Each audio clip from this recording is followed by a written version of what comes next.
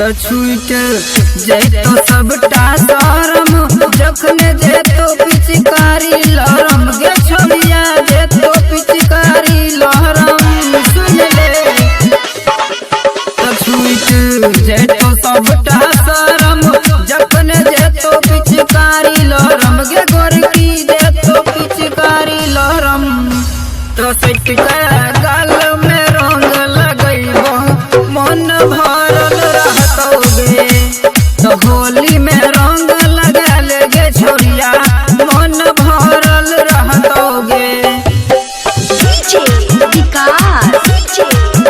मन भरल रहतोगे